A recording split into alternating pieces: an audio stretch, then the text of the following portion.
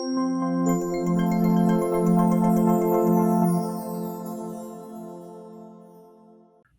thank you for joining us with the Ark of Ohio podcast with Josh and Lindsey. Lindsey, how are you doing today? I'm doing good, thanks. How are you? Oh, I am doing good. Better than ever, right? Always blessed, all that good stuff. So we've been talking to different people from the Ark of the United States, and we always want to remind people the Ark of Ohio is, obviously for all 88 counties in the state of Ohio, but there's the Ark of US as well that does amazing things out of Washington, D.C.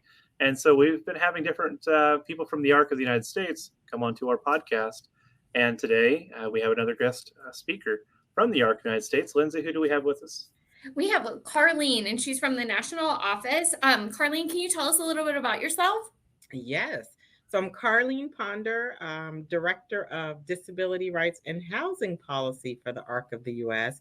Thank you, Lindsey and Josh, for inviting me on to the show. No problem. We are so excited to have you here. I'm new with the Ark. So I started with the Ark in September 2021, and I cannot believe it's getting very close to the 1-year mark already. Mm-hmm. So I came from the Social Security Administration. I was a federal employee. I was a Fed for 10 years. I worked with SSA for 10 years. Nice. And yeah, and it's funny, time flies because that was supposed to be like a 2-year job. Yeah, win a decade. Exactly. And so I actually worked in disability because I worked for what they called ODAR, the Office of Disability and Adjudication, and I think they probably changed the name or something. They changed the names, by the way, several times throughout the course of a year there of your division. So, but it was so I worked in the appeal section. I'm an attorney. And so I would look at disability claims once they came through the appeals process. So that can be, a fairly lengthy time. That's one of the things, of course, that I know that people with disabilities and families with disabilities, have to go through when they're applying for federal benefits. Is, our system unfortunately, can take years before I see a claim that was filed, could have been filed 2, 3, 4 years ago. And in some cases, far longer than that. And so at the Appeals Council where I was, we were looking for issues where maybe one of our policies or, maybe a federal regulation didn't get followed or applied correctly to somebody's claim, or maybe there was information that was missing from the person's file that was critical to making a decision as to whether or not they could receive disability benefits. So looking for like all of those kinds of things to make sure that, we weren't holding up disability benefits when they should have been received by an individual. So, and it was daunting. I mean, it was, a lot of work. And again, by the time a file would reach us, it could be thousands of pages, right? Somebody's history, particularly medical history. So I was familiar with, of course, we look at a lot of mental health disabilities, a lot of mental health impairments. We get a lot of physical impairments as well. But we also, particularly for children is mainly where you would see the intellectual and developmental disability claims. I think under Social Security regs, you had to be under the age of 22 at the time a disability was established. So that is where I became most familiar with IDD, Social Security Administration. Cool.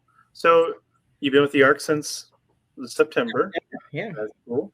And so how did you get involved with the Ark? How did you get from that exciting life as a Fed to the Ark of the United States? How's that work?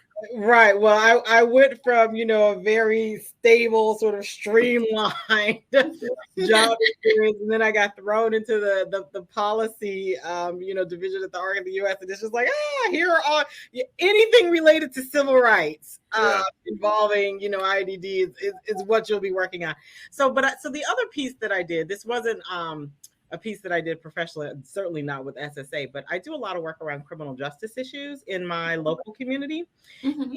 And I was very interested in that aspect of disability because so many of the people who are impacted by the criminal justice system, particularly, law enforcement encounters that turn violent, they're people with mental health disabilities. And I had just seen so many incidents where people were either traumatized by a bad encounter or lost their life. I've seen people in my local community killed in the midst of a mental health crisis when law enforcement was involved. And so when the ARC of the US was looking for a new public policy director, there was this piece about this intersection of disability and criminal justice that I just thought, wow, I definitely want to take advantage of this opportunity because I don't think it's something that a lot of disability rights groups are addressing in the way that it needs to be addressed because it's such a huge issue. And so I was excited about what that could be. And so I was ready. 10 years at Social Security, that's enough. And so I was ready to make a change. And I had started in civil rights work. I'd started my career in civil rights work. So it was great to get back and, marry these two things, disability, and then getting to do civil rights work around criminal justice, the criminal justice piece too. So I do a little more than that though, but yeah. Yeah. Because I know that there's two things. Is sometimes the advocates on the civil rights side and the criminal justice, there's a lot of fluff, but not a lot of tangible difference that's being made. So I'm glad that you're here at the ARC to get some tangible progress happening. Yes. And secondly, I have a relative who is a police officer, and I bounce different questions. What would you do in this situation? Could you determine if it's an individual with mental health issues or someone who maybe is having an autism, a meltdown from autism? And no, I have no idea. I know. And, we shouldn't, we've put entirely too much, I think, responsibility and given, just too many job duties to our police officers. I mean, they should not be frontline when it comes to responding to somebody who's having a mental health or behavioral health crisis.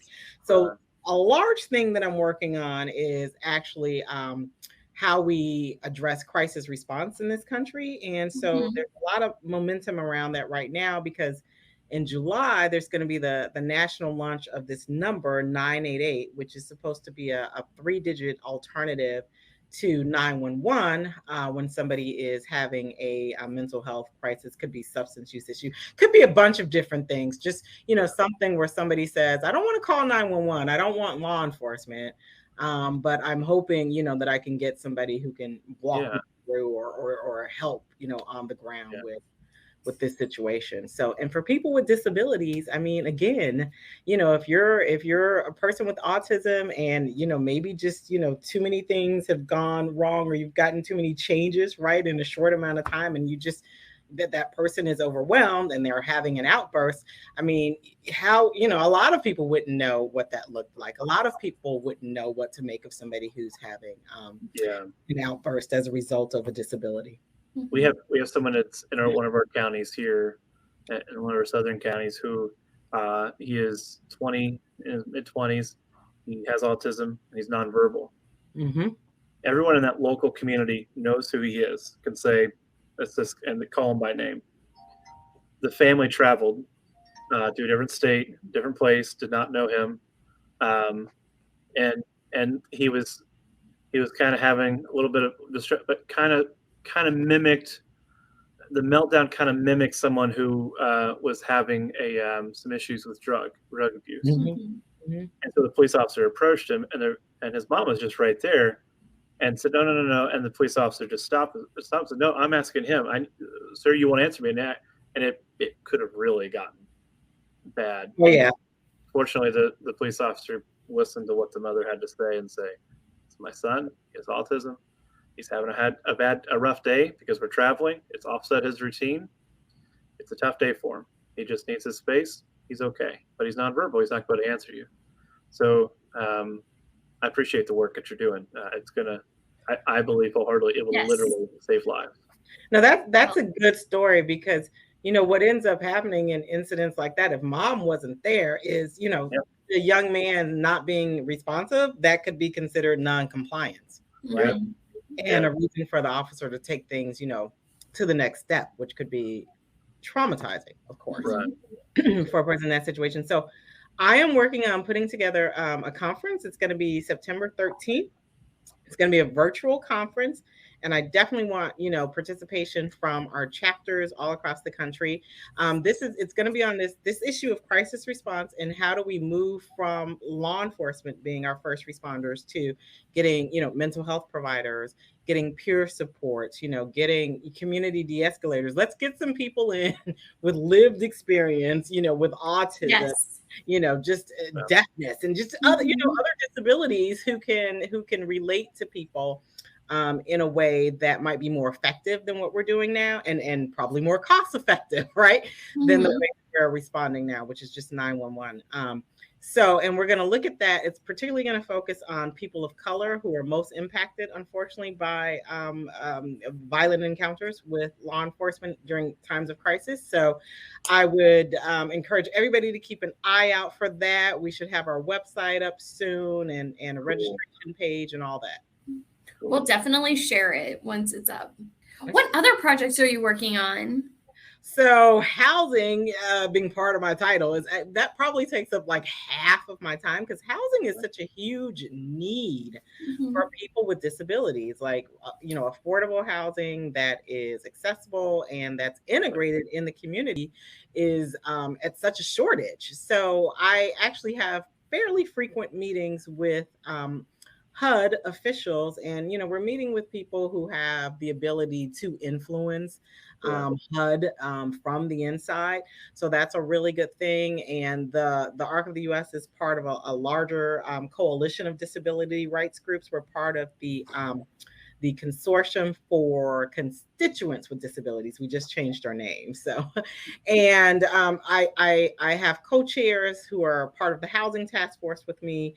And so we regularly engage like leaders in the housing industry in the federal government, with HUD, like I said, on issues such as waitlist. Waitlist. I get calls from members of our community, people who reach out to the ARC who they're on waitlist for years. And one of the things that we would like to see happen is that HUD has a much easier way of identifying people with disabilities from the very start. That might cut down on a little bit of the time lapse that people experience when they're applying for housing subsidies, because they really don't have a streamlined way of identifying people with disabilities. Right. And even with the ARC's push for community inclusion, and some of the individuals that, they could probably move from intermediate care facilities to the community. The housing is not, it's not allowing that to become a reality. So that's good. That's a huge problem. Of course, we saw it, with the pandemic, so many people confined to facilities and nursing homes when they would have been safer and better cared for had there been a quick transition, from those facilities at the height of COVID and into the community. And so, that's definitely one of the things that we continue to raise when we talk to representatives at federal agencies, because we want to make sure that they understand the impact that not being prepared to do these things, to move people out of facilities and into the community, the impact that had on our community, people with disabilities. It was significant, both in terms of the number of people who unfortunately died, but also in terms of the people who just had to stay somewhere they didn't want to be, for extended periods of time. Absolutely. Yeah. Absolutely. So what other projects do you have coming through? So voting rights, huge issue, of course. Yes. Not a lot happening at the federal level. We saw earlier this year that the John R. Lewis Voting Rights Act, did not pass both houses, passed the Senate, the House, but not the Senate, sort of died there. So most of the action around voting rights is happening in the states, but it's really important that people with disabilities know exactly exactly what's going on in their state around voting issues. What does it take to register? Like, when are the deadlines to get people registered? What do you need to have? What are the ID requirements? Are there going to be any issues around where people are living? I mean, if somebody's in a facility, will they be transitioning out and going back into the community? We need to, all of these things are so critical for people to have in place, and you have to be aware of your specific state's requirements, just because that's the way that voting is. And we've seen state legislatures change voting laws in the past 2 years. They've made tons of changes in several states around voting laws. So it's going to be, we'll do our best, right, to keep everybody updated on what's going on. But we need our advocates, our self-advocates, right, to learn and then to go out and make sure that they're educating the community. Yeah. Yeah. There is a one other project on immigration. So let's talk about that a little bit. Yeah, immigration was a big topic this year, and that was so interesting for me because I hadn't done immigration work coming from Social Security and the criminal justice work. But so immigration was a big topic because there was a change in something called the public charge rule. Once the administrations changed, they decided that the current administration decided that they didn't want to follow a public charge rule, which could have the effect of discriminating against people with disabilities. Because if you were coming to the country, or if you were already in the country and seeking a change in status, visa status or something like that, your record of receiving services, so it could have been, any number of services that people receive related to a disability, could have been something considered like public welfare. And if it's considered public welfare, that would have made the person subject to the public charge rule. So people could have been denied entry into the country, really on the basis of needing care for a disability, or they could have been denied, changing their immigration status, even though they were already in the country, because they were receiving certain benefits that were related to a disability. Wow. Yeah, that's interesting. That's never even crossed my mind. I didn't realize that was even a variable. Yeah, I never even thought of that. Right. And so it's a big issue because, as I understand it, I think that there's still at least one Supreme Court challenge to the proposed rule. The ARC of the U.S. joined immigration groups and other disability groups in advocating for a change to the rule that would be that would not penalize people, with disabilities who needed services. But as I understand it, there's actually a Supreme Court challenge. So it's a big issue. Yeah. And it's one that we're watching and that we're weighing in on at the national level for sure. Good. So we are always trying to get Ohioans involved locally, in the county, in towns, but also on the state level. And we're trying to get this. Lindsey is a regional director up in the Northwest, but she's also handles all of our public policy and trying to engage Ohio into the federal, advocacy scene as deep as possible. So, Carlean, how do you feel like Ohioans can get involved with some of the projects that you are working on? How can they help come alongside of you and help and just push it forward? Thanks for asking, because I think, that's really important. Like, we always want to see, I want to see self-advocates, and I want to see families and representatives of people with IDD and other disabilities at the table. When I was talking about the crisis response issue and like, how do we transform from law enforcement to a different system, there's actually an opportunity for us to really weigh in, both at the state level and at the federal level on this issue, because so President Biden just released an executive order not too long ago that actually talked about bringing the Department of Justice and Health and Human Services together with stakeholders from the community to address this very issue. So that means us. And so we need to, if we want to talk about like what is an appropriate crisis response system for people with disabilities, we need to make sure that we're at the table where these meetings, are taking place and weighing in, so that IDD is part of that conversation.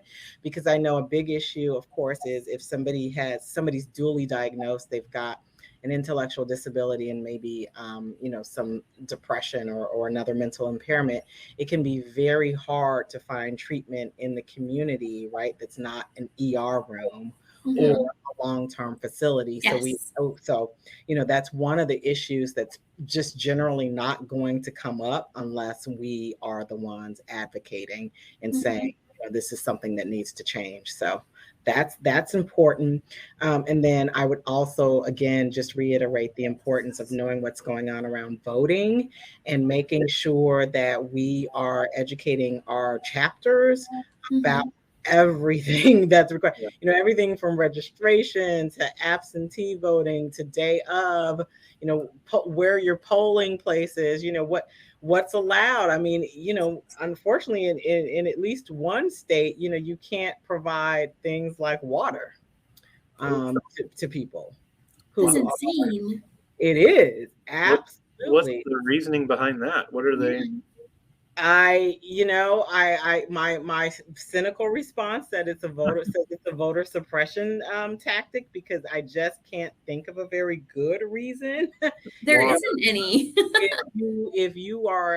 if election lines, election day lines are long, and we're talking about hours long, then it seems like the humane thing to do is that you would allow groups like the ARC, chapters of the ARC, to go out and provide some refreshments or whatever, people might need as they wait in lines to cast their vote. So it is critical that we know what's happening in each of our states, and we educate our chapters and make sure that people are ready to go, whether they're going to vote absentee or whether they're going to do early voting or, day of, but to make sure that people with disabilities are not disenfranchised from the voting process. Yeah. So if you are a family member or an individual and you are listening to this podcast, and even in whatever part of the state you're in, you can make a difference on the federal level. So starting with you, but your own network, your own community, and rallying the people together and helping. Advocacy, we would like for the ARC of Ohio to be a tool for you and your family. We can go, I always talk about, we can go to the state house and we can say, this is what so-and-so is going through in Cleveland or in Dayton or Cincinnati or down on the river or whatever. And we'll always do that. So much more powerful if you go and testify at the state house, or if you go and you call the federal representatives as well, and talk about, this is what I'm going through, this is what I am facing. So these are important issues that the ARC can certainly help you navigate and strengthen your voice and power. Is what we're here to do. Okay. Well, thank you, Carlean, for joining us on the podcast, and this has been wonderful information. We appreciate it very much. So. No, I enjoyed talking, so I would love to be invited back with updates. Absolutely. Yes, that'd be great. Definitely. Maybe closer to your conference. Sure. Yeah. We'll do something.